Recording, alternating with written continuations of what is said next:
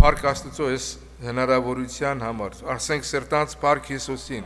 եղբայրներ, փառք Տիրոջը, որ այսօր նորից Տիրոջ տան մեջ ենք, Աստծո ողորմությամբ։ Մենք հինգշաբթի օրը խոսեցինք գոհաբանության վերաբերյալ շատ կարևոր նյութ, որ ասում ենք գոհացեք Տիրոջից, որ բարի է, որովհետև նրա ողորմությունները հավիտյան են։ Երկու ուղղությամբ խոսքը շարունակվեց Աստծո բարության եւ ողորմությունների վերաբերյալ, որոնք հավիտյան են։ Աստծո բարության վրա որևիցե մեկս չենք կասկածում, որովհետև նրա կամքը բարի է, որ մեր հայրը բարի է եւ բարի բաներ տալ գիտե իրենից խնդրողների համար, եղբայրներ, քույրեր, որ Աստծո ամեն տուրքը, որ գալիս է վերից, ամեն բարի տուրք եւ կատարյալ պարգև լուսո հորից է գալիս։ Հակոբոս Առաքյանն ասում, երբեք մի խափնվեք։ Եթե մեր կյանքի մեջ ինչ-որ երևույթներ կան, որոնք մեզ համար հասկանալի չեն, բայց բոլոր դեպքերում մենք գիտենք, որ ամեն բարի տուրք եւ կատարյալ պարգև գալիս է վերից լուսո հորից։ Առավել եւս ունենք մի հայր, ունենք մի Աստված, որը ամեն բաները մեր կյանքի մեջ տեղ գտած։ Այո, կրկնում եմ, ամեն բաները բարիին գործակից է անում բոլոր նրանց, ովքեր Աստծուն են սիրում։ Ես այսօր ուզում եմ, քանի որ գոհաբանության շաբաթ է, ուզում եմ շարունակել միտքը մեկ այլ ուղղությամբ, որին իհարկե պետք է միշտ ուշադրություն դարձնել, միշտ գնահատել։ Տեսեք, օրինակ մենք անցած 5 շաբթերը խոսեցինք, որ Աստված մեզ բարիքներ շնորհող հայր է, կերակուր սնունդ, ամեն բան շնորհող հայր է։ Մենք դրա համար գոհանում ենք Տիրոջից, գիտենք, որ նրա ձեռքն է, նրա բազուկն է, որ ամբողջ երկիր մոլորակը կերակրում է, մենք դրա մասին խոսեցինք։ Եվ այսօր կուզեմ ուղղակի մի քիչ ավելի ուղղությունը փոխենք, թե մենք ինչեր ունենք որպես հոգևոր մարդիկ, սա իհարկե վերաբերում է միայն ու միայն եկեղեցուն, Աստծո ժողովրդին, որը կարող է տեսնել այն շնորհները հոգևոր աշխարհի, որի համար գոհությամբ եւ շնորհակալությամբ պետք է լեցվենք ամեն մեկս։ Եվ որպես հոգևոր ժողովուրդ մենք ինչպես ենք անդրադառնում, եղբայրներ, քույրեր, այս տոներին նյութական արժեքներից։ Նյութական արժեքներից դեպի աստվածային հոգևոր տրված արժեքները, եղբայրներ, քույրեր։ Այո, աշխարհն էլ ինքը երբ որ կուշտ է, երբ որ հագուստ ունի, երբ որ ամեն բան ապահովված է, բոլորն էլ շնորհակալ են։ Բայց հոգևոր դաշտի մեջ բաներ կա, որոնք մենք պիտի տեսնենք ու արդյոք դրանցից մենք գոհանում ենք, մենք գնահատում ենք այդ ամենը։ Նախ ինքը աստվածապաշտությունը, ինչպես Պողոս Առաքյանն է ներկայացնում առաջի Տիմոթեոս 6-րդ գլխի, ուրեմն 6-ից 8 համարների մեջ հետևյալն է ներկայացնում, ասում մարդիկ կան, որ աստվածապաշտությունը ուղղակի շահավաճառության են վերածել, նյութական շահի հետ է կապված, դրա մասին է խոսում, բայց իրական աստվածապաշտությունը նորից գոհունակությունով մեկտեղ մեծ շահավաճառություն է, որովհետև ասեմ մի բան չենք բերել աշխարհ եւ հայտնի է, որ չենք էլ կարող այնտեղից մի բան տանել, հապա կերակուր ու հանդերձ ունենալով միայն բավականանանք։ Տեսեք, Առաքյանը հենց դրա մասին է խոսում, որ աստվածապաշտությունը գոհունակությունով մեկտեղ մեծ շահավաճառություն, որն է հոգևոր շահավաճառությունը, եղբայրներ, քույրեր։ Մարդը մեղավոր բնությամբ իր մեղավոր բնությունն է բերել Աստծո առջև, որով ինքը չի կարող արդարանալ, եւ կատարում այդ մեծ փոխանակումը։ Ընդհանրապես շահավաճառությունը, ընդհանրապես վաճառականությունը, այսպես ասած, առնել եւ տալ է նշանակում։ Հիմա Տերը մեր վրայից վերցնում է մեր մեղավոր էությունը, մեր դատապարտությունը եւ մեզ փոխանցում է իր արդարությունը եւ հավիտենական կյանքը։ Սրա համար արժե գոհանալ Տիրոջից, եղբայրներ, քույրեր, իհարկե այո եւ ամեն։ Աստվածային շնորհները ձրիաբար են եւ ձրիաբար ասել չէ, որ դրանք փոքրիկ բաներ են, դրանք այնքան թանկագին բաներ են, որոնք արժեքավորել հնարավոր չի, անգին են, եղբայրներ, քույրեր։ Եվ դրա համար Աստված մեզ ամեն մեկից շնորհում է ձրի շնորհ, ինչպես գրված է, մեղքի վարձքը մահ է, բայց Աստծո ձրի պարգևը հավիտենական կյանք մեր Տիրոջ Հիսուս Քրիստոսի ձեռքով, Տիրոջ անունը փառավորի։ Նկատելով Պողոս առաքյալի ապրելակերպը եղբայրներ քույրեր, մենք տեսնում ենք, որ ինքը իր կյանքի մեջ շատ դժվարություններ ունեցավ, թե ավել ունենալու, թե պակասության մեջ եւ այլն, բայց ասում է դրանց մեջ, ասում է ես սովորեցի գոհ լինել։ Ես ուղղակի ուզում եմ մեջբերում անել Ֆիլիպեցիների 4 գլխի 11-ից 13-րդ համարների մեջ, ասում եմ ոչ թե կարոտության համար եմ ասում, որտեղ ես սովորեցի գոհ լինել իմ գտնված վիճակից մեջ։ Գիտեմ չքավորություն քաշելը, գիտեմ շատ ունենալը, ամեն բանի մեջ ամեն կերպով լավ սովորել եմ, թե կշտանալը, թե անուտենալը, թե շատ ունենալը եւ թե պակասություն քաշել։ Այս բոլորով հանդերձ առաքյալը տեսեք ինչպես է նյութական վիճակներից բարձրանում հոգևոր կայուն արժեքների, որի համար ինքը շնորհակալ է, ասում է ամեն բանի կարող եմ նրանով, որ ինձ զորացրեց։ Տեսնում եք որտեղ է Պողոս առաքյալի ուրեմն հոգևոր գնահատումը, որ ասում է վարժվել եմ այդ բոլոր վիճակների մեջ, թե ունենալը եւ թե չունենալը, այսինքն իրեն համար ունենալը եւ չունենալը այդքան էլ արժեք չէր ներկայացնում, քան այն, որ ինքը ամեն բանի կարող է Քրիստոս Հիսուսով, որ իրեն զորացնում է։ Սա է մնում եղբայրներ քույրեր։ Օրինակ սովորական մարդը, որը Քրիստոս չի ճանաչում, նա գիտի այսօր ունենալ, վաղը չունենալ, մյուս օրը տառապել եւ այդպես անցկացնում է։ Բայց հիմքի մեջ հոգեվոր մարդու համար Տերը մեզ ամեն մեկից ճանապարհ ունի անցկացնելիք, որի մեջ մեզ սովորեցնում է օրինակ քչի մեջ գոհանալ։ Եթե քիչ ունես, կարող ես գոհանալ։ Շատ ունենալու դեպքում իհարկե գոհանալը շատ հեշտ է։ Ամեն բան նյութական է, շատ նորմալ է։ Բայց առաքյալը ասում է սովորել եմ կշտանալը, թե կշտանալ, թե անուտենալը, թե ունենալը եւ թե պակասություն քաշելը։ Ահա տեսնում ենք հոգևոր կյանքի այսպիսի մի հրաշք փոփոխություն, որ ավելին 12-րդ համար ասում է գիտեմ չքավորություն, պայմանները առաքյալին բարձրացրել էին ամեն բանի կարող մեկը Քրիստոսին ճանաչել։ Գիտեք, երբ որ մարդը իր կյանքի մեջ իր մաշկի վրա չի տեսնում, ասենք, նման փորձառություններ, նա չի կարող հասկանալ կամ արժեքավորել Աստծո կատարած մեծ գործը։ Իհարկե մենք գիտենք, ինչպես առաքյալն ասում Եփեսացիների 5-րդ գլխի 20-րդ համարի մեջ ասում է ամեն ժամանակ ամեն բանի համար գոհություն տվեք Աստծո Հորը մեր Տերոջ Հիսուս Քրիստոսի ձեռքով։ Մեկ ուրիշ տեղ նույն առաջի Թեսաղոնիկեցիս 5:18-ի մեջ ասում է ամեն բանի մեջ գոհություն տվեք, որովհետև այս է Աստծո կամքը Հիսուս Քրիստոսով ձեր վրա։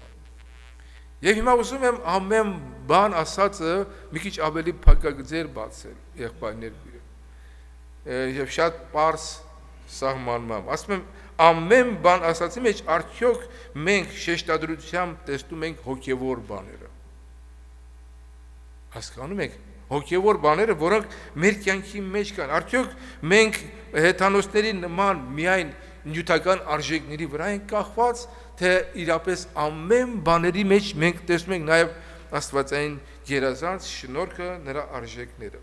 Հիմա ինչ արժեքների մասին մի քիչ երկար է կարծեք թե նախաբանը, բայց ավելի պարզեցնենք։ Տեսեք, Պողոս առաքյալը իր բոլոր նամակների մեջ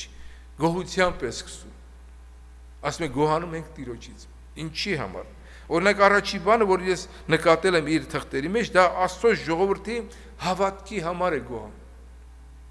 Այն հավատքը, որ Աստծո ժողովուրդը ունի։ Արդյոք մենք որպես Աստծո ժողովուրդ ուրախանում ենք, գոհանում ենք Տիրոջից, երբ տեսնում ենք Աստծո ժողովրդի մեջ այդ կենտրոնի հավատքը։ Մեր կյանքի մեջ տեսնում ենք արդյոք այդ հավատքի աճեցումը, չէ՞ որ հավատքը աճելու հատկություն ունի, եղբայրներ քույրեր։ Մենք երեք ուրիշ էինք, այսօր տարբեր պիտի լինենք, վաղը էլ ավելի տարբեր հավատքի առաջացման իմաստով, հոգևոր հասակ առնելու իմաստով։ Հռոմեացիս առաջի գլխի հենց 8-րդ համարի մեջ առաքյալը այսպես ասում. նախ գոհանում եմ իմ Աստծուց Հիսուս Քրիստոսի ձեռքով ձեր ամենքի համար, որովհետև ձեր հավատքը բոլոր աշխարհի մեջ կպատմվի։ Իհարկե այդ ժամանակաշրջանի հետ կապված աշխարհը ասելով ավելի նկատի ունեն Եվրոպայի այդ տարածքը, միջակետքը եւ այլն։ Աշխարհը դա նկատի ունեն։ Այսինքն Ռոմի մեջ եղած եկեղեցու Աստծո ժողովրդի հավատքը իրապես պատմվում էր այդ միջավայրի մեջ, գիտեք ինչու, եղբայրներ, քույրեր, որտեղ ռոմեական կայսրության ժամանակ կենտրոն ունենալ Ռոմ քաղաքով, որը բավական դաժան կայսրություն էր, բավական հալածիչ կայսրություն էր, դուք գիտեք առաջի դարում քրիստոնյաները ինչպիսի հալածանքներ են կրել, ինչպիսի խաչերի շարան է եղել բոլոր քրիստոնյաների համար, ինչպիսի գազանաբարո, ասենք, դատավճիռներ է եղել հոգևոր ժողովրդի համար գազանների բերանը ստադիոններում նետելու եւ այլն, բայց սրանով հանդերձ ասում ես ժողովուրդը մի հավատք ունի, որը պատմվում է այդ միջավայրի մեջ եւ ասում է ես գոհանում եմ Աստծուց Հիսուս Քրիստոսի ձեռքով ձեր ամենքի համար, որ ձեր հավատքը բոլոր աշխարհի մեջ կպատնվի։ Նրանք ովքեր կարդացել են երբևէ Յո երթած պատմվածքը գիրքը, դրա մեջ շատ պարզ նկարագրված է, թե ինչպես Աստծո ժողովուրդը, որոնք հանուն Հիսուսի ձերբակալված են, նրանց վրա իհարկե զրպարտություն կար, թե իբր թե Ռոմ քաղաքը իրենք են այրել, թեև դա կատարվել էր Խենթ Ներոնի ձեռքով, եւ այս ժողովրդին, երբ որ բանտերից հանում են ուղակի ստադիոնի այդ հրապարակ հանելով, գազաններին բաց թողելով նրանց վրա, թե նրանք ինչպես են երկով մտնում այդ հրապարակները, դա իսկապես զարմանահրաշ բան էր։ Դա անպատմելի իրականություն էր, որը մարդկությունը երբեք չի տեսել, որ մարդը, որ իր բնությամբ, էությամբ միշտ վախ ունի մահից, հանկարծ մահվանը դուրս է գալիս դեմարդեմ հոգևոր երգեր Տիրոջ անունը փառավորող երգեցողությամբ։ Սրանք պատմվելիք բաներ են, եղբայրներ, քույրեր։ Էլ չեմ ասում, որ Աստծո եկեղեցու մեջ ինչպես կարող է այդ հավատքի առաջացումը նորանոր, այսպես օրհնության եւ շնորհների առիթ լինել Աստծո ժողովրդի համար։ Նույն Կողոսացիների նամակը եւս նույն ձևով։ Տեսեք, առաքյալը ինչից է գոհանում։ Ամեն ժամանակ ասում է ձեզ համար աղոթք անելով կգոհանանք Աստծուց, մեր Տեր Հիսուս Քրիստոսի հորից լսելով ձեր հավատքը, որ Քրիստոս Հիսուսի վրա եւ այն սերը, որ բոլոր սուրբերի վրա ունեք։ Առաքյալը տեսել էր այս շնորհը։ Նորից եմ կրկնում, եղբայրներ, քույրեր, այս գոհաբանության շաբաթվա մեջ ընդգրկելով նաեւ այս նյութը, ուզում եմ, որ մենք որպես Աստծո ժողովուրդ ոչ միայն տեսնենք այն շնորհները, բարիքները, իհարկե դրանք եւս գնահատել են, որ Աստված մեզ կյանք, շունչ, ամեն բաներ է շնորհել, բայց դրանից այն կողմ կա նաեւ ավելի մնայուն գոհության առիթներ, որ ինչպես հավատքն է, ինչպես Աստծո ժողովրդի հավատքը եւ սերը ասում է սուրբերի վրա, սերը սուրբերի վրա։ Սա միայն կարող է տեսնել հոգևոր մարդը եւ նաեւ Պողոսի նման հոգևոր մշակ մեկը, ով որ եկեղեցիներ էր հիմնում, ով որ հայրություն էր անում, ով որ իսկապես սրտի այդպես ցավով աղոթներ էր բարձրացնում եկեղեցի ու կարիքների համար։ Տիրոջ անունը փառավորվի, հավատք Քրիստոս Հիսուսի վրա, ոչ թե այն հավատքը, որ սովորական մարդիկ այսօր ունեն, որպես այսպես ասած քրիստոնյա անունով, այլ այն հավատքը, ով որ հավատում է, որ Աստված փնտրելով գիտե, որ Աստված նրան վարձահայտույց է լինելու։ Ինչպես գրված է Եբրայեցիների 11:6 համարի մեջ, ասում է, որ Աստծո հաճելի հավատքը սա է, ով որ փնտրում է Աստծո։ Եվ Աստված ասում է նման մեկին իհարկե վարձահատույց է լինում, Աստծո անունը փառավորվի, եղբայրներ։ Այո, մենք ասում ենք, որ հավատքը լսելուց է։ Եվ լսելը որտեղից? Աստծո խոսքից։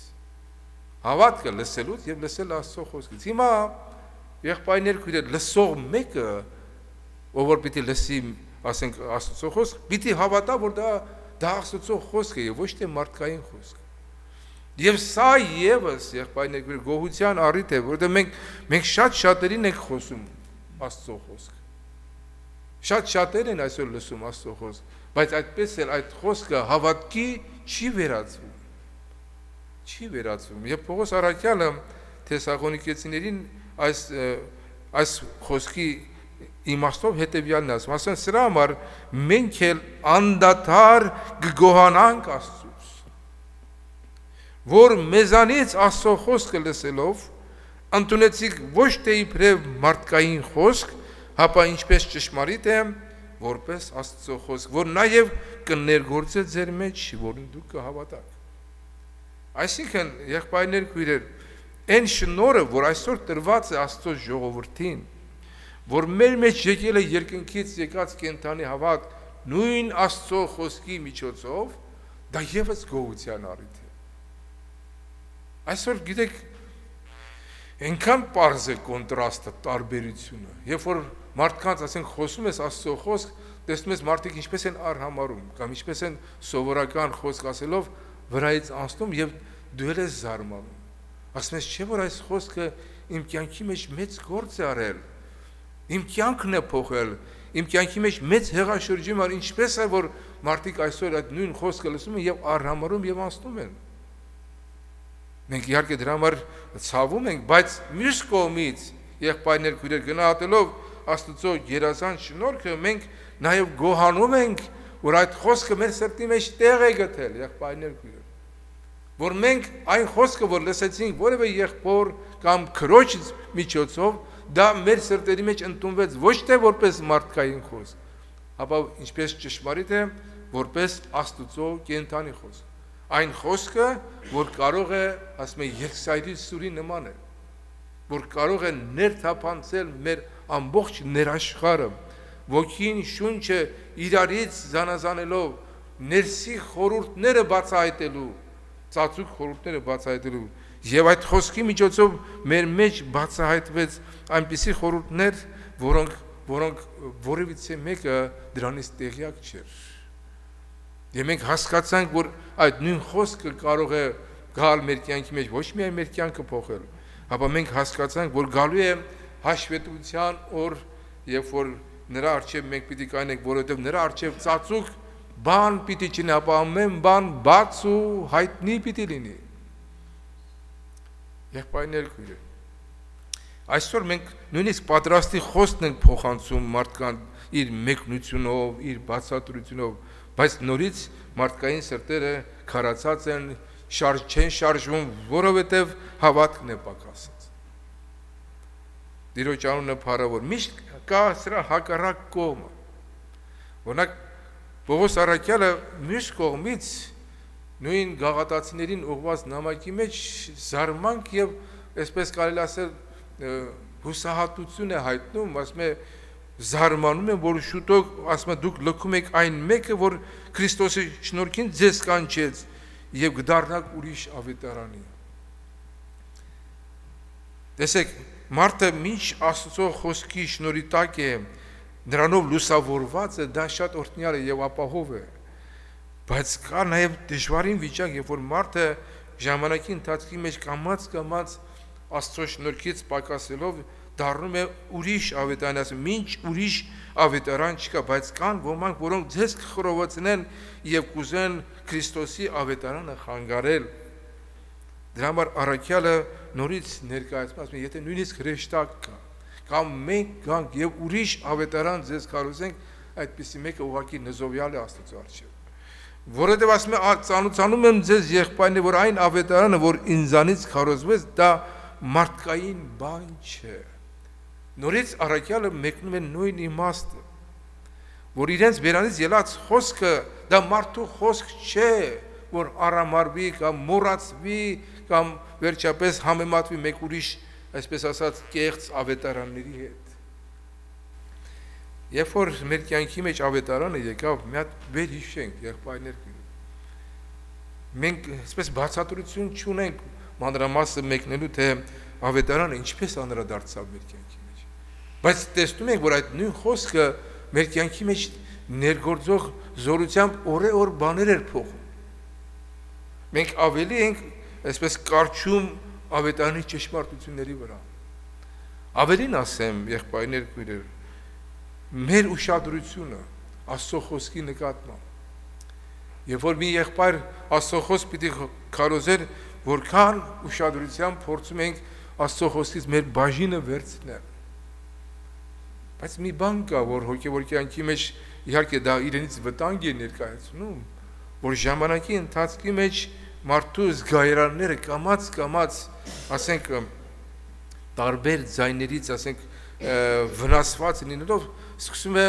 Աստծո խոսքի նկատմամբ իր ուշադրությունը կամ իր գնահատականը վերաբերմունքը կամաց փոխել այն համարելով սովորական կրկնված մի խոսք կամ որ շատ անգամ լսել է, շատ անգամ կարդացվել է եւ այլն, բայց իրականության մեջ այդպես չէ։ Ուղղակի ես ուզում եմ բոլորիդ հորդորել եղբայրներ քույրեր, որ Աստծո խոսքը երբեք չի հնանում։ Նա միշտ նոր է, միշտ օծյալ է, միշտ ունի իր ներգործող օրհնյալ ազդեցությունը մեր կյանքի մեջ, եթե մենք այն արժեքավորում ենք։ Ուստի մենք գնահատենք Աստծո շնորհքը, որովհետև Ամոսիա մարգարեության մեջ է գրված, եթե չեմ սխալվում, որ ասում է գալու է սովի ժամանակներ, ոչ թե հացի, ոչ թե կերակուրի կամ այլ Աստծո խոսքը լսելու սովի ժամանակներ է գալու։ Ես դրան մի անգամ անդրադարձել եմ, նորից վերհիշեցրել։ Երբ որ այս համարը ես առաջի անգամ լսեցի եւ կարդացի, մտածեցի, թե այդ ինչ մեծ խավարի իշխանություն պիտի լինի երկրի վրա, որ պիտի փորձեն բոլոր ավետարանները, բոլոր գրքերը հավաքեն եւ մարդիկ Աստծո խոսքի կարդալու կամ շփվելու հնարավորություն պիտի չունենան։ Բայց հետո կամաց այլ ուղղությամբ Տերը սկսեց ինձ կարծես թե բացատրել, թե դա ինչ է նշանակում։ Աստծո ավետարան, Աստծո Աստվածաշունչ պիտի լինի եւ շատ պիտի լինի, ինչպես մենք տեսնում։ Ավելին ասեմ, հիմա շատ ավելի ծուր թարգմանված Աստվածաշնչեր կան, ինչպես եղբայրը հիշեցրեց վկաների կողմից եւ այլն, դրանք էլ իր հերթին։ Բայց սովը որտեղ է, գիտեք, եղբայրներ քույրեր, երբ որ Աստծո խոսքը դառնում է միայն գիր եւ ոչ թե հոգի, որտեղ ասում են գիրը ինչ է անում, սպանում է, բայց հոգին ապրեցնում է։ Աստծո խոսքի սովը գալիս այն ժամանակ, երբ որ Սուրբ Հոգին դատարում է Աստծո խոսքը մարդկանց մեկնել, փոխանցել։ Մարդիկ լսում են, բայց լսելով լսում են եւ չեն լսում։ Տեսնում են, տեսնելով տեսնում են, բայց չեն տեսնում։ Ահա այսպիսի ժամանակներ պիտի գան։ Նույնիսկ Պողոս առաքյալը ասում է, որ քանի որ ճշմարտության գիտությունը չընդունեցին, Թեսաղոնիկեցիս թղթի մեջ է գրված, Աստված ասում է ուժով ինչ պիտի ուղարկի մոլորություն, որպեսզի ստությանը հավատան մարդիկ։ Այսպիսի ժամանակներ պիտի գա։ Դրա համար իմ խոսքս հետևյալն է այսօր կրկին բոլորիս, մենք պիտի գնահատենք Աստծո շնորհը, շնորհած ժամանակները, քանի Աստծո խոսքը դեռևս մեզ համար բաց է, քանի Աստծո Սուրբ Հոգին դեռևս երկրի վրա է եւ ներգործելու զորություն ունի, մենք այդ խոսքը ամուր բռնենք եւ մեր սրտի այսպես դարաններում Աստծո խոսքը պահվի, որովհետեւ Դավիթն ասում քո խոսքը ասում է իմ սրտի մեջ պահեցի, որպեսզի չմեղանչեմ, իմ սրտի մեջ։ Տիրոջ անունը փառավորվի։ Գոհանալ հոգևոր հարստությունների համար։ Առաջի բանը, որ ես խոսում եի քիչ առաջ, խոսքը գնում էր հավատքի համար, Պողոս առաքյալը ասում է գոհանում եմ այն հավատքի եւ սուրբերի նկատմամբ այն սիրո համար, որ ձեր մեջ կա, որ այդ հավատքը ամբողջ աշխարհն է պատմում։ Ինչու են օրինակ նույն մարդիկ, որոնք ասում դե մենք էլ ենք հավատում։ Այսպիսի ասողներ շատ կան, չէ, հանդիպում են։ Բայց հոգևոր մարդուն ասում է սա հավատացյալ է։ Տարբերությունը զգացիք ինչ է։ Եթե դու հավատող ես, բայց ինչ քեզ հավատացյալ չեն ասում։ Ասում են հավատացյալ ես, այսինքն մեկը, ով որ Աստծո խոսքը ընդունել է որպես ճշմարտություն եւ իր կյանքի մեջ դա իր տեղ ունի, գրված ավետարան կա իր սրտի տախտակների վրա, եղբայրներ քույրեր։ Ահա տարբերությունը։ Եվ Պողոս առաքյալը գոհանում էր այն բոլոր հոգևոր հարստությունների համար, որոնք տրված են Աստծո ժողովրդին, եւ մենք դրանք ունենք։ Օրինակ առաջի Կորինթացիների հենց 4-րդ գլխի առաջի գլխի 4-ից 9 համարների մեջ առաքյալը խոսում է այդ հարստությունների մասին։ Հոգևոր հարստությունների մասին, եղբայրներ։ Ասում է ամեն ժամանակ իմ Աստծուց ձեզ համար կգոհանամ իր շնորհքի համար, որ ձեզ տրված է Քրիստոս Հիսուսով, որ դուք նրանով ամեն բանի մեջ հարստացաք, ամեն խոսքով ու ամեն գիտությունով, ինչպես Քրիստոսի վկայությունը ձեր մեջ հաստատվեցավ, որպեսզի դուք որևէ շնորհք չպակասի մեր Տեր Հիսուս Քրիստոսի հայտնվելուն սպասելով, որ նաև մեզ պիտի հաստատե մինչև վերջը, որ անարատ լինենք մեր Տեր Հիսուս Քրիստոսի օրը։ Տեսնում եք, առաքյալը խոսում է մի հոգևոր արժեքի մասին, հոգևոր հարստությունների մասին, որը մեզ պիտի օգնի, որպեսզի մինչև Քրիստոսի գալստյանը սպասելու շնորհք ունենանք։ Օրինակ, մարդը երբ է հավատքից պակասում կամ տկարանում, կամ նորից դառնում իր առաջի սկզբունքներին, երբ որ ինքը այդ հոգևոր հարստությունների արժեքը չի գնահատում։ Նման է մարդու, ով որ ունի թանկագին ինչ-որ մի բան եւ չգիտե թե այդ գանձը ինչպես պահել։ Դրա համար մենք Աստծո խոսքի մեջ տարբեր տեղեր ենք հանդիպում դրա մասին, ինչպես հայտնության եկեղեցիներին ուղված, ասենք, պատգամների մեջ ասում են, ինչ որ ունես, ամուր պահի, մինչև որ ես գամ։ Ունեցածդ ամուր պահի, որպեսզի մեկը քո պսակդ չառնի։ Հիմա առաքյալը խոսում է, որ դուք հարստացած եք ամեն խոսքով ու ամեն գիտությունով։ Եղբայրներ քույրեր, այս հարստությունը, հոգևոր հարստությունը, եղբայրներ քույրեր, շատ պարզ երևում է աշխարհի գիտության եւ հոգևոր գիտության տարբերության մեջ։ Դրա համար Պողոս առաքյալը համեմատության մեջ նորից իր թղթերի մեջ, նույն Կորինթացիների թղթի մեջ, ասում է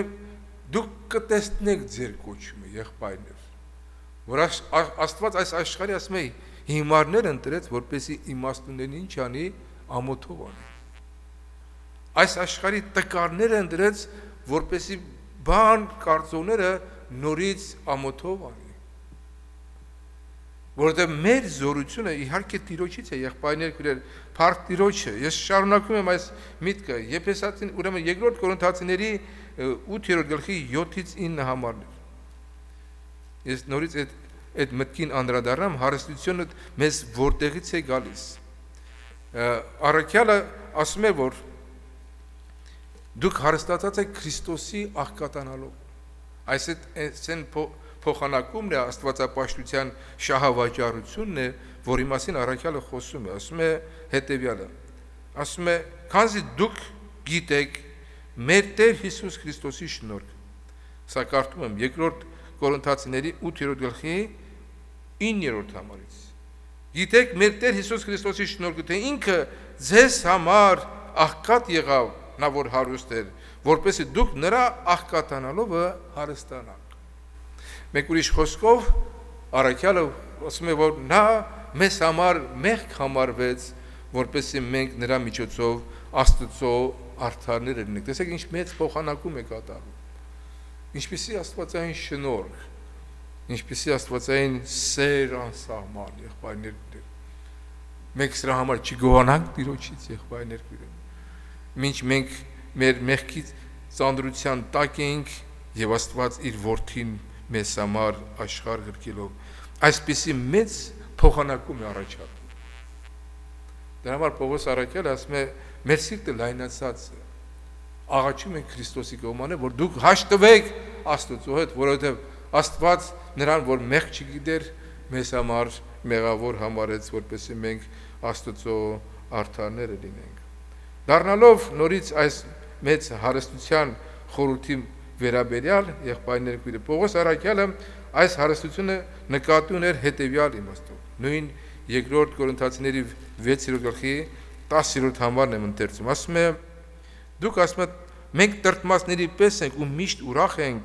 աղքատների պես ենք ու շատերը կհարստացնենք, մի բան չունեցողների պես եւ ամեն բան ստացած ենք։ Մի բան չունեցողների պես։ Հետաքրքիր է, հոգևոր մարդը ինչ ունի փոխանցելիք։ Այն մեծահարուստին, որ աշխարհի բարիքներ ունի, որ ամեն ինչ ունի, բայց Հիսուսը չունի, Քրիստոս չունի, հավիտենական կյանք չունի մեջ։ Իհարկե ավետարանի փրկարար խոսքը, եւ մենք հարստացած ենք դրանով։ Այսօր աշխարհի մարդը կարող է ամեն բան ունենալ, ամեն այսպես իր կարիքները հոգացող ամեն, բայց կյանք չունի։ Իսկ մեզ եղբայրներ քույրեր դրված է դրա համար առաքյալը ասում է մի բան չունեցողների պես ենք, բայց ամենքին ասում է ինչ ենք անում, կարողանում ենք հարստացնել, որովհետև մենք մասնակից ենք եղել Քրիստոսի հարստության, ասում է դուք ամեն բանով հարստացած եք թե խոսքով, թե ամեն ճշմարտությունով։ Զմիրնայի եկեղեցուն ուղված պատվերի մեջ Տիրոջ հրեշտակը ասում է, որ գիտեմ քո գործերդ եւ քո նեղությունդ եւ աղքատությունդ, նկատում է նաեւ նյութական աղքատությունը, բայց ասում է դու հարուստ ես։ Հիմա եղբայրներ քույրեր, մենք ունենք այդ հոգևոր աչքերը տեսնելու մեր, ասենք, այսպես համեստ կարողությունների մեջ կամ երբեմն նաեւ դժվար պարագաների մեջ տեսնել Տիրոջ տված հարստությունը մեր կյանքի մեջ։ Մենք այդ կարողությունը, այդ տեսողությունը ունենք եղբայրներ քույրեր։ Դրա համար մեզ իհարկե հոգևոր տեսողություն է պետք, որի համար ինքը Պողոս առաքյալը հատուկ աղոթք է բարձրացնում։ Ես ընթերցում եմ Պողոսի աղոթքը, որի համար նա եւս գոհանում էր։ Եփեսոսի ուղված ուրեմն նամակում։ Ուստի ասում եմ ես էլ երբ լսեցի Տեր Հիսուսի վրա ունեցած ձեր հավատքը ու բոլոր սուրբերի վրա ունեցած ձեր սերը, նորից նույն բաներ ինչ որ գրված էր Հռոմեացիս եկեղեցուն, չդադարեցի ձեզ համար գոհանալ, գոհություն մատուցանել ձեզ իմ աղոթներից մեջ, որպեսզի մեր Տեր Հիսուս Քրիստոսի Աստվածը փառած հայրը տա ձեզ իմաստության ու հայտնությունը իր գիտությունով։ Տեսնում եք, ինչպիսի կարևոր բաների մասին է ինքը առաքյալը աղոթում, ասել է չդադարեցի ձեզ համար գոհություն մատուցանել իմ աղոթներից մեջ ձեզ հիշելով։ Եղբայրներ քույրեր, կան հոգևոր բաներ, որոնք նորից եմ կրկնում, որոնց համար արժե Տիրոջը փառավորել։ Երբ որ Հիսուսը տեսավ իր աշակերտների ցնծությունը, ուրախությունը, երբ որ այսպես ասած դևերը իրենց էին ենթարկվում, երբ որ նրանց ձեռքով հրաշքներ էր անգամ կատարվում, եւ եկան ասեցին Տեր, անգամ դևերն են մեզ հնազանդվում, Հիսուսը դարձավ, գիտեք ինչ ասեց, ասեց դուք մի ուրախացեք նրա համար, որ դևերը ձեզ հնազանդվում են, հապա ուրախ եղեք, որ ձեր անունները գրանցված են կենաց գրքի մեջ, հալելույա, դուք դրա համար ուրախ եղեք, եւ նույն պահին Տեր Հիսուս իր աչքերը վեր բարձրացնելով աղոթք արեց, ասեց հայր շնորհակալ եմ Տեր երկնքի ու երկրի, որ այս բաները ասում է ծածուկ պահեցիր իմաստուններից աշխարհի եւ տղաներին եւ պարզ ժողովրդին հայտնեցիր, այո ով հայր ասում է այսպես քեզ հաճելի եղավ եւ առաքյալը հենց սրա համար է գոհություն մատուցում, ասում է իմ աղոթներից մեզ ձեզ հիշելով, ինչի համար մի քանի բաներ նայենք Աստծո խոսքից, նույն հայտնության եւ իմաստության հետ կապված, ասում որպեսզի ձեզ տա Հիսուս Քրիստոսի Աստվածը փառած հայրը տա իմաստության եւ հայտնության հոգին իր գիտությունով։ Գիտեք հոգեվոր աշխարհի մեջ այնքան ծածուկ բաներ կա, եղբայրներ քույրեր, որ եթե մարդը աստվածային իմաստություն եւ հայտնություն չունենա, շատ շուտ է մոլորվում, շատ շուտ է տկարանում, շատ շուտ է պակասում հոգեվոր կյանքից։ Նույնը Կողոսացիների ուրեմն առաջի գլխի մեջ այսպեսի մի համար են կարդում 9 եւ 10-րդ համարը, որտեղ ասում է սրա համար մենք էլ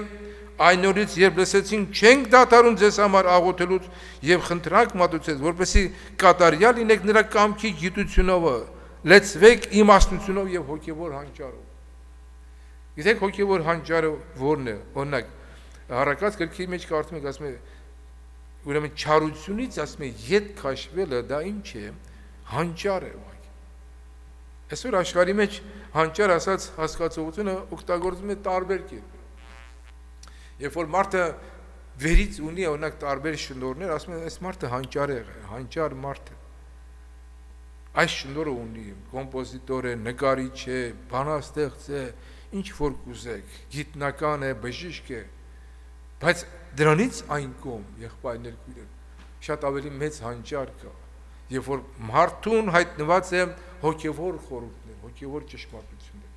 բաներ, որոնք այս երևցած աշխարհի հետ որևէ կապ չունի, հոգևոր մարդը, որ կարողանում է Աստծո կամքը զանազանել եւ նախընտրում է Աստծո կամքի համեմատ ապրել եւ նրան հաճեցնել, սա է հոգևոր հանճարը, եղբայրներ քույրեր։ Ասում է ձեր հոգևոր աչքերը բացվին, երբ որ շարունակում ենք, որպեսզի 18-րդ համարը, որպեսզի ձեր սրտերի աչքերը լուսավորվելով գիտենաք ինչ է նրան ձեզ կանչելու հույսը, ինչ է նրա ժառանգության փառքի ճոխությունը սուրբերի մեջ։ Ավելին է գնում առաքյալ։ Ավելին է գնում, երբ որ մարդու հոգևոր աչքերը, սրտի աչքերը, այսինքն լուսավորում է եւ նա հասկանում է, թե Աստված ինչի համար է կանչել, ինչ հույսով է կանչել, իհարկե հավիտենական կյանքի ժառանգության հույսով եւ ինչ է ժառանգության փառքի ճոխությունը սուրբերի մեջ։ Մի պահ, երբ որ մտածում ենք, եղբայրներ քույրեր, մենք մարդ արարածներս հողեղեն շաղվածքի մեջ, այս կավի մեջ ենք առայժմ, երբ որ կարծակվենք մի օր այս կավից եւ մեզ իրավունք կտրվի Հիսուս Քրիստոսի կենարար շնորհքով մասնակից լինելու սուրբերի կարգավիճակին, եղբայրներ քույրեր, ես սա ուղղակի բառերով չեմ կարողանում ներկայացնել։ Եվ այստեղ աստվածային իմաստություն եւ հայտնություն է պետք։ Հոգևոր աչքերի բացահայտում է պետք, որպեսզի մարդը կարողանա այս նյութական աշխարհի մեջ, այս մարմնավոր իրավիճակից ավելի վերև, ավելի վեր տեղափոխվելու։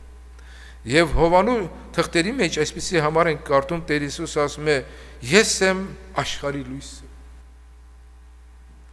Նա որ իմ ետևից է գալիս, խավարի մեջ պիտի չքայլեմ, հապա կենաց լույսը պիտի ունենա։ Նա որ իմ ետևից է գալիս։ Ճշմարիտ լույսը աշխարհ եղող բոլոր մարդիկ ասում են ինչ կան է, կլուսավորե եւ դժբախտաբար նրանք ով այս իմաստությունը չունեն, այս հանճարը չունեն, ասում մարդիկ խավարը լույսից ավելի շատ սիրեցին, որտեղ չեն ուզեր լույսին գալ, որպեսզի իրենց գործերը հայտնի չլինի, բայց մենք եղբայրներ քույրեր, որ մեզ հայտնված Աստծո խոսքի հայտնությամբ հասկացանք, որ մենք դեռ այն ժողովուրդն ենք, որ խավարի մեջ նստած ենք եւ մեզ արդարության արեգակը ծակեց եւ մենք քաշվեցինք դեպի այդ ձգվեցինք դեպի այդ լույսը եւ այսօր մեր սրտերի մեջ լուսավորված է, մեր հոգևոր աչքերն են բաց, մենք հասկանում ենք, թե այսօր կյանքը իրականությունը ինչ է, եղբայրներ քույրեր, այս ժամանակավոր կյանքի ունայնությունը ինչ է։ Գիտեք, եղբայրներ քույրեր, ժամանակները կարծես դրան է տանում, որ մարդիկ ինքնաբերաբար իրանք են հասկանում, որ ամեն բան իր արժեքը կորցրել է, կյանքը դարձել է կարծեք ունայն մի հատ շրջապտույտ, արագ անցնող ժամանակներ, մարդիկ կարծես իրենց կյանքից էլ համ չեն առնում, սա նկատելի է եղբայրներ քույրեր, բայց մյուս կողմը չեն տեսնում, հավիտենական ժառանգությունը չեն տեսնում, սուրբերի վիճակին մասնակից լինելու խոստումը չեն տեսնում, եղբայրներ քույրեր, այս սա է հույսը, այս սա է այն կենդանի հույսը, որ մարդուն կարող է երբևէ երջանկության առաջ տալ։ Եթե մենք միայն այս կյանքի մեջ ենք հուսացած Քրիստոսին, չէ՞, Պողոս առաքյալը ասում, մենք ամեն մարդկանցից ինչ ենք, ավելի խղճալի ենք։ Բայց փառք Տիրոջը, որ հարության հույս ունենք։ Փառք Տիրոջը, որ մենք հավիտենական կյանքի հույսով ենք ապրում, որ անսուտն Աստված Տիտոսի թղթի մեջ ենք կարդում, հավիտենական դարերից առաջ խոստացել է մեզ։ Մենք սրա համար գոհանանք, որ մեր հոգևոր աչքերը իրապես բացվել են։ Երկրորդ Կորինթացիների 4 գլխի 6-րդ համարն եմ ընթերցում։ Մինչ այդ ասում է, որ եթե մեր ավետարանը ծածկված է, կորսվածների համար է ծածկված, որոնց մեջ այս աշխարհի Աստվածը անհավատների մտքերը ուղղակի կուրացրել է, որպեսզի Քրիստոսի ավետարանի փառքի լույսը նրանց վրա չծագի, որ է Աստծո պատկերը, որտեղ ոչ թե մեր անձերն են քարոզում, Հապա Քրիստոս Հիսուս Տերը, որ մեզ ձեր ծառաները Հիսուսի համար, որովհետև Աստված այստեղ է շատ կարևոր, որ հրաման արեց, որ խավարից լույս ցակի, ինքը մեր սրտերի մեջ ցակեց Աստծո փառքի գիտության լույսը տալու համար Հիսուս Քրիստոսի անձով, հալելույա, եղբայրներ քույրեր, որ Աստված աշխարհը ստեղծելուց ասեց լույս լինի, եւ լույս եղավ, եւ այդ նույն խոսքը, նույն զորությամբ, որ այսօր Աստծո խոսքն է, եկել է մեր սրտերի մեջ մեզ լուսավորելու, մեր ներսի խավարը լուսավորվել է, եւ դրա համար Պողոս առաքյալը ասում է, մենք դրա համար մենք երևույթին չենք նայում, թե մեր դրսի մարդը օրեցօր ապականվում է, բայց մեր ներսի մարդը օրեցօր ինչ է անում, նորոգվում է։ Եղբայրներ քույրեր, հոգևոր կյանքի կարելի ասել այսպես բնական ընթացքը, թեև դա գերբնական է, պիտի տանի մեզ օրե-օր ավելի լուսաբանման, օրե-օր ավելի զորանալու, օրե-օր ավելի հաստատվելու այն կենդանի հույսը, որ մեր մեջ եկել է Աստծո խոսքի միջոցով, որովհետև ասեմ, որովհետև մեր վարքյանական թեթև նեղությունը ավելի ու ավելի հավիտենական փառքի գերազանցություն պիտի ներգործեն։ Իհարկե բոլոր նրանց համար, ովքեր Աստծուն ինչ են անում, սիրում են։ Բոլոր նրանց համար։ Թող Աստծո անունը փառավորվի։ Դրա համար մենք սկզբում խոսեցինք, որ Աստված ամեն բաները մեր կյանքում տեղ գտած կարող է եւ անող է բարին գործակից անել բոլոր նրանց համար, ովքեր Տիրոջը սիրում են։ Ուստի ասում եմ մենք Երկրորդ Կորինթացիների 4-րդ գլխի 18-րդ համարն եմ շարունակում։ Մենք երևցած բաներին չենք նայում, հապա չերևցածներին, քանզի երևցած բաները ժամանակավոր են, բայց չերևցածները հավիտենական։ Այդ ինչպես է լինում, եղբայրներ քույրեր։ Քեզ հետ կողքի ապրող մեկը, քեզ հետ գործակցող մեկը, աշխատանքի տեղը, ընկերները, բարեկամները, որ Աստված քո հոգու աչքերը լուսավորել է, որ դու չերևցած բաներն ես տեսնում, իսկ նրանք չեն տեսնում, ովքեր միայն երևցածներով են բավարարվում։ Այդ ինչպես է լինում։ Դա այն աստվածային մեծ հրաշք գործն է, որի համար մենք արժե գոհանալ եւ փառավորել Տիրոջը, եղբայրներ քույրեր, ասենք փառք Տիրոջը, որ Աստված մեր հոգու աչքերը բացեց։ Մենք տեսանք այն աստվածային մեծ տարբերությունը, այն հարատև հաստատուն ճշմարտությունը, այն խարիսխը, այն հիմքը, որի վրա մենք հաստատված ենք որպես Աստծո ժողովուրդ։ Մեր հիմքը ով է, Քրիստոս է։ Քրիստոս հիմքի վրա է ճարտարապետությունը կառուցվել ժամանակին եւ այսօր այդ տունը կառուցում է մինչեւ Քրիստոսի կատարյալ հասակի չափը ունենալու, հավատքի միաբանություն ունենալու եւ այդպես հասնելու այդ փառավոր կատարելությանը, որ Աստված մեզ ամեն մեկից պատրաստել է։ Ուրեմն նեղություններ կան մեր կյանքի մեջ,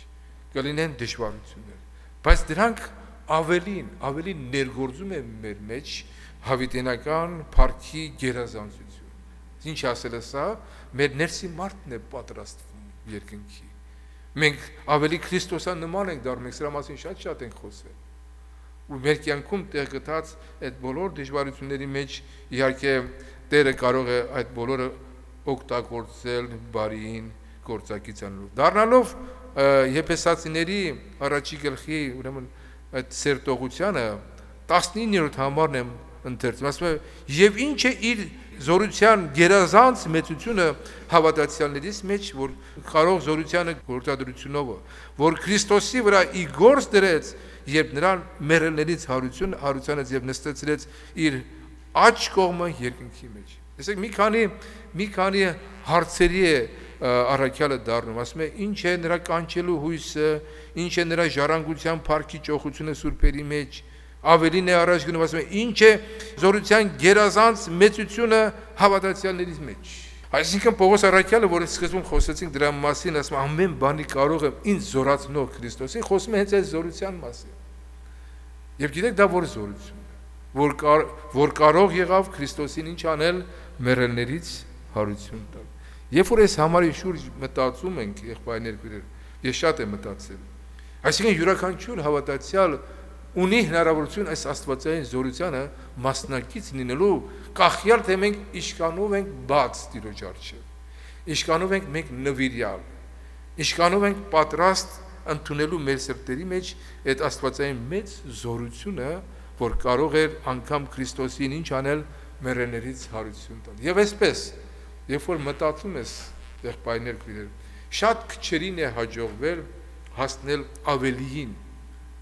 մինչ հնարավորությունը կա։ Ինչքան մարդը մոտենա Տիրոջը,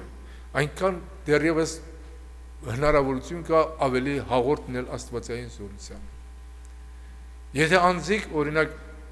գտնվել են, որոնք ունեցել են այդ կենդանի հավատքը, ես միայն հրաշքների մասին չեմ խոսում, ես խոսում եմ Աստծո զորությանը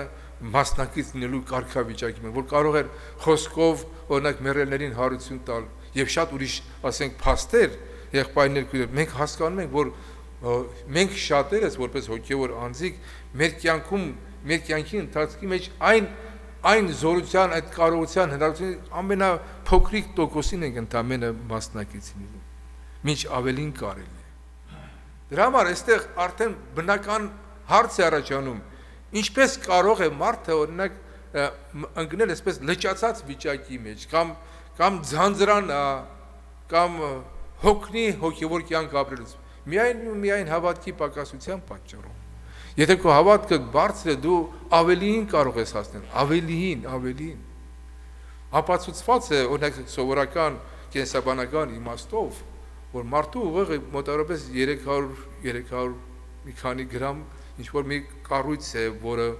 բաղկացած է հորմոններից եւ այլն, եւ դա մեծագույն պարադոքս է ամբողջ բժշկության գիտության մեջ, թե այս ուղեղը ինչպես է աշխատում, տեսնելու հնարավորություն, մտածելու կարողություն, էլ չեմ ասում լսելու, բոլորը կապված է ուղեղի հետ, որով թելադրվում է մարմնի ամբողջ մարմինը ներվային համակարգով եւ այլն։ Բայց ապացուցված է, որ մարդը իր ուղեղի կարողության, գիտեք քանի տոկոս է։ Ասեք թիվ, ասեք, ով գիտի։ 3%։ Այո, շատ քիչ, 10% չի հասնում։ Մարդը 70-80 տարի կյանքի ապրում, բայց ունի լայն հնարավորություն իր ուղեղի կարողությունները օգտագործել, բայց չի հասցնում, ուղղակի չի կարողանում։ Եվ այս նույն համեմատությամբ ես գնում եմ հոգևոր աշխարհի մեջ։ Այն զորությունները, այն կարողությունները, որ Աստված տվել է մարդուն իր որդու Հիսուս Քրիստոսի կատարած մեծ զոհաբերությամբ եւ փոխանակությամբ, այս փոխանակում բառը լավ իշ է։ Ինքը մեզ համար աղքատացավ, որպեսզի մենք նրա միջոցով հարստանանք։ Մենք որ մասն ենք օգտագործում, որ չափին ենք հասնում, որտեղ ասում է եկեք ինձի բոլոր ծառավացներ, չէ՞, ով որ ծառավ է թող ինձ, նրա ներսից կենթանի ջրի աղբյուրներ պիտի բոխի։ Եվ այդ բխելուն ավարտ չկա, եղբայրներ քույրեր։ Երբ որ մենք երկինք հասնենք, պիտի անդրադառնանք եւ տեսնենք, թե մենք հոգևոր կյանքը ինչքան պակաս ենք ապրել, ինչքան տկարությունով ենք ապրել, ինչքան բաց թողումներ, ինչ հնարավորություններ ենք ունեցել Տիրոջ ավելի կենթանի հաղորդակիցն եւ բաց ենք թողել այդ հնարավորությունը։ Սա ես ինձ էլ եմ ասում, եղբայրներ քույրեր, մեր միտքը արթնացնելով, որ միշտ հնարավորություն կա ավելին գնալու եւ դրա համար մենք գոհանանք Տիրոջից այս հրաշալի գերազանց հարստությունների համար, որ Աստված երբեք ծածուկ չի պահել կամ չի խնայել, եղբայրներ, եթե ինքը իր կյանքը մեզ համար տվել է, հələ պատկերացրեք, մնացած բաները կտա մեզ թե չի տա։ Հռոմեացիս թղթի մեջ են կարդում 8-րդ գլխի վերջավորության մեջ, եւ ասում ես բոլորի համար ինչ ասենք, եթե Աստված մեր կողմն է, ասում է, ով է մեզ հակառակ։ Եթե ինքը մեր մեղավոր ժամանակ մեզ համար իր կյանքը զոհաբերեց, ինչպես մնացած բաները մեզ չի տա առավելաբար, բայց մենք ենք գաջաջ, մենք ենք պակաս հավատքի մեջ, երկմիտ, կասկածյալ, թե արդյոք մենք կարող ենք հասնել այդ օրհնյալ, բայց հոգևոր դաշտի մեջ, հոգևոր դաշտի պատմության մեջ անձիկ են գտնվել, որոնք իրապես, այսպես ասեմ, հոգևոր հերոսներ են, որոնք ավելին են հասել, հավատքի հսկաներ, որոնք հավատացել են, որ Աստծո խոսքը իրականություն է իրենց կյանքի մեջ, ինչպես օրինակ Ենովքի համար։ Հինոխտի սուրբերից, որ ասում է, ինքը հավատքի մարդ էր, հաճելի գտնվեց Աստծո առջև եւ 300 տարի Աստծո հետ քայլեց։ Այնքան հաճեցրեց Աստված, որ Աստված չուզեցավ, որ այդ մարդը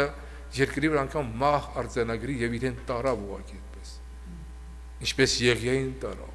Տեսեք ինչպեսի բարձրագույն վիճակներ կա, չէ՞։ Մենք այսպես դողում ենք մահվան երկյուղով, ահա ծերացանք, ահա այս հիվանդությունը, ահա նա եւ մոտենում ենք մեր օրերի վաղճանին, բայց մարդիկ, որոնք հաղթել են,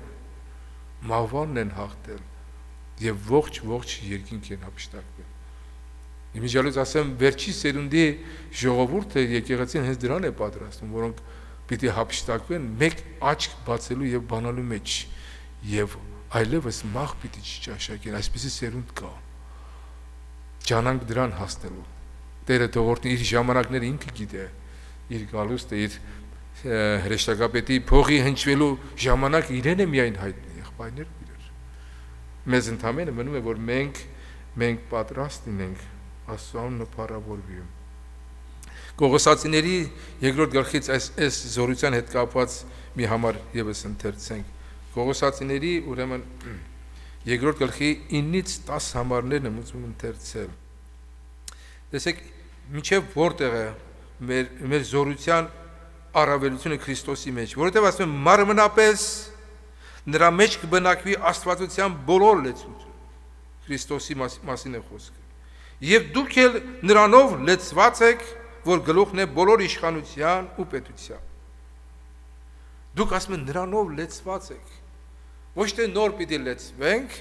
այլ արդեն մենք լեցված ենք, ընդամենը մեզ եղբայրներ քույրեր պետք է այդ մեծ հարստությունից ուղղակի հավատքով օգտագործել։ Ժամանակին մի աղքատ մեկը, որը փող էր մուրում եւ այլն, մի մեծարուս նրան հանդիպելով ասում է ինչի կարիք ունես, ասում է դե օրվա հացի կարիք ունեմ, իր տուն այցելելով նրա Աստվածաշնչի մեջ մի մեծ չեք է դնում, գումար, ծածկում եւ գնում է։ Եվ ժամանակներ անց հետո տեսնում եմ նորից այս մարդը նույն աղքատ մուրացող վիճակի մեջ է։ Ասում է հիմա ինչի ես այսպես այս վիճակի մեջ, որովհետեւ ոչինչ չունեմ։ Ասում է դու երբևէ քո Աստվածաշունչը բացեցիր։ Երբևէ տեսար այնտեղ այն նվերը, որ ես քեզ եմ տվել։ Ասում եմ ոչ տեղյակ չեմ դրանից։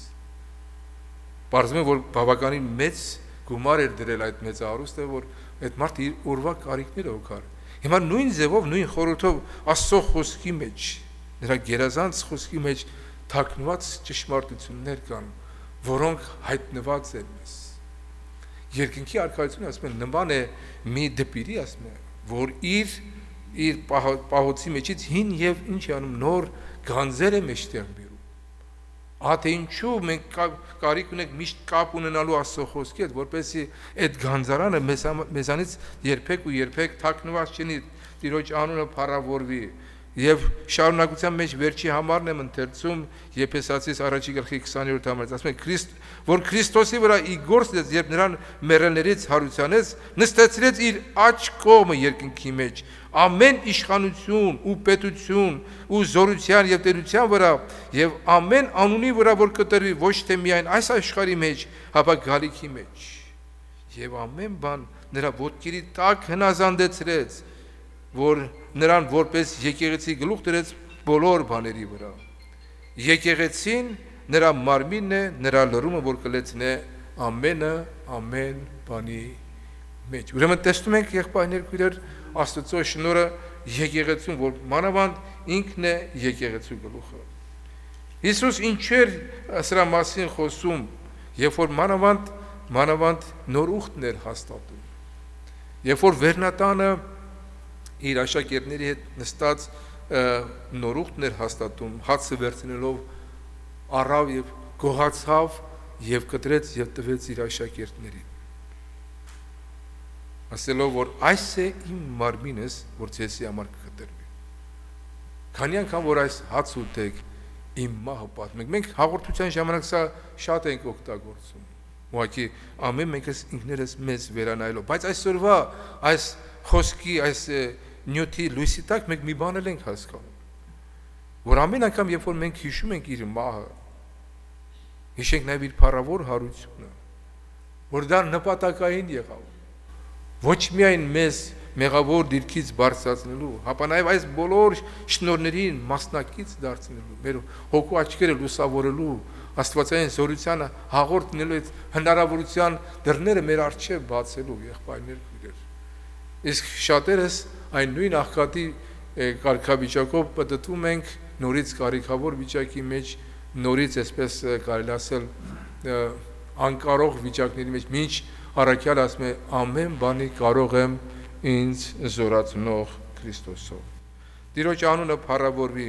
Եփեսացիների 2-րդ գլխի 5-ից 7 համարները վերջաբանի համարներն եմ ընթերցում, ասում է, երբ դուք ասում է հանցանքների մեջ մեռած էիք, մեզ կենթանացրեց Քրիստոսի հետ, դուք շնորհքով եք փրկված, նրա համար մեզ հարություն տվեց, նրա հետ նստեցրեց երկնավորների մեջ Քրիստոս Հիսուսով, որպեսզի գալու դարերի մեջ ցույց տա իր շնորհքի գերազանց մեծությունը Քրիստոս Հիսուսով մեզի ցույց տրված քաղցրությունով։ Չգիտեմ ինչ բարերով ներկայացում սա, եղբայրներ քույրեր, թե Աստված այս շնորհքը ինչպես է առատապես շնորհել մեզ բոլորիս երկնավորների մեջ նստած կարգավիճակի մեջ։ Եվ ավելին, ասում է, որպեսզի գալու դարերի մեջ ցույց տա իր շնորհքի գերազանց մեծությունը Քրիստոս Հիսուսով մեզ ցույց տրված քաղցրությունով։ Եկեղեցու միջոցով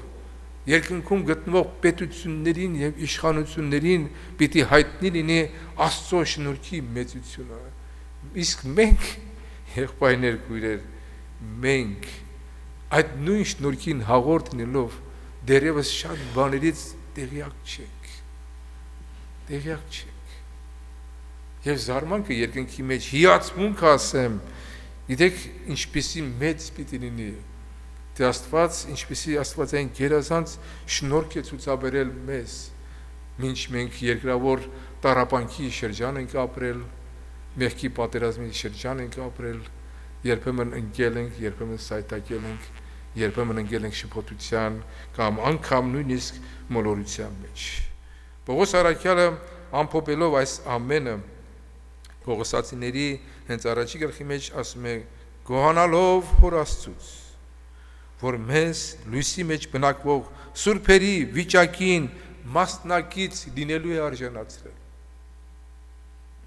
որով մենք փրկություն ունենք իր արյունով, այսինքն մեղքի թողություն։ Թող Տիրոջ անունը փառավորվի, դառնալով Տիմոթեոսի թղթի մեջ գրված խոսքին, որ աստվածապաշտություն է իրականության մեջ մեծ շահավաճառություն է, միշտ մեր աչքի առաջ ունենանք նաև այս ճշմարտությունը, եղբայրներ, որ որևէ բան մենք չենք բերել աշխարհ եւ ոչինչ էլ մեզ հետ չենք տանելու։ Մեզ հետ պիտի տանենք, գիտեք ինչ է։ Այն ինչ որ արեցինք Տիրոջ փառքի համար։ Ինչ որ երկրի վրա, դրա համար Տեր Հիսուս ասում է երկրի վրա գանձեր մի դիզեք,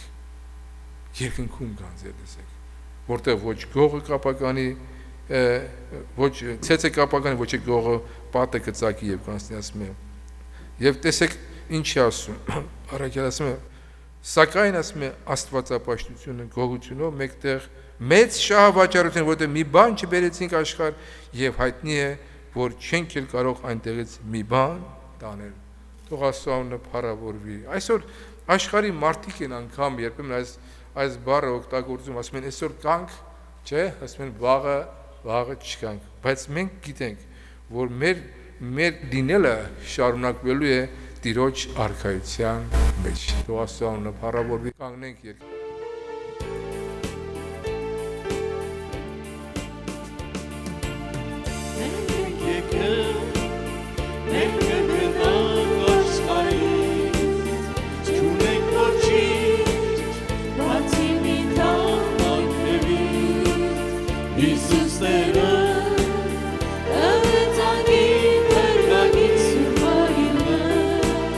Որ